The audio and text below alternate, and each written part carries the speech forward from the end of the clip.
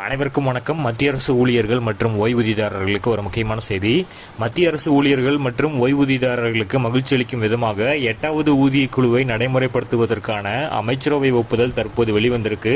So இதனால் மத்திய அரசு ஊழியர்களுக்கு 186% சம்பள உயர்வு கிடைக்குமா அப்படிங்கிறத சொல்லியிருக்காங்க. அது என்ன தகவல், அதை பற்றின முழு விவரம் என்ன, எல்லாமே இந்த வீடியோவில் பார்க்கலாம். ஸோ ஸ்கிப் பண்ணாமல் கடைசி வரைக்கும் பாருங்கள். நம்ம சேனலில் சப்ஸ்கிரைப் பண்ணாதவங்க பண்ணி வச்சுங்க. நம்ம சேனலில் சென்ட்ரல் மற்றும் ஸ்டேட் கவர்மெண்ட் சம்பந்தமான ஆல் அப்டேட்ஸ் போட்டுருவோம். அது மட்டும் இல்லாமல் பென்ஷன் சம்மந்தப்பட்ட முக்கியமான அப்டேட்ஸும் இருக்கும். ஸோ மறக்காமல் சப்ஸ்கிரைப் பண்ணிடுங்க. வாங்க வீடியோக்குள்ள போகலாம்.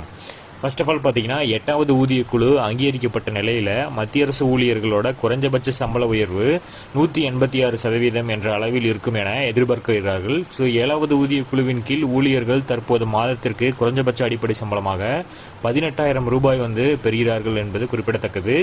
இது 6வது ஊதிய குழுவின் அடிப்படை சம்பளமான 7,000 என்ற தொகையிலிருந்து அதிகரிக்கப்பட்ட தொகையாகும்.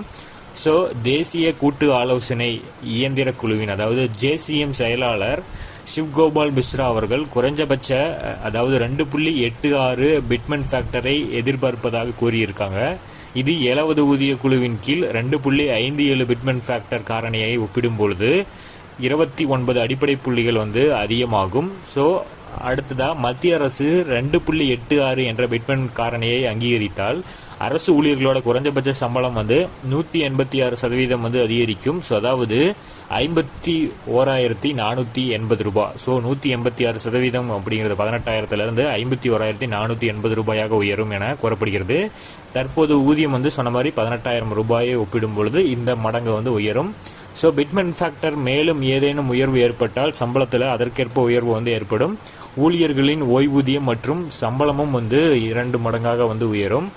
ஸோ 8வது சம்பள குழுவின் கீழ் தற்போது எதிர்பார்க்கப்படும் பிட்மென் காரணி 2.86 நிறைவேறினால் ஓய்வூதியங்கள் தற்போது உள்ள அந்த ஓய்வூதியமான 9,000 ஒப்பிடும்போது 186 மடங்கு அப்படிங்கிறது 25,740 ரூபாயாக உயரும் என எதிர்பார்க்கப்படுகிறது.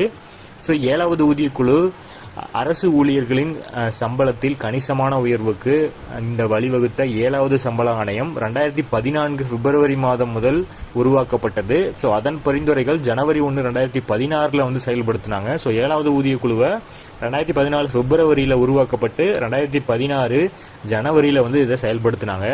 ஸோ குறைஞ்சபட்ச அடிப்படை சம்பளம் 7,000 18,000 அப்போ உயர்த்தியிருந்தாங்க.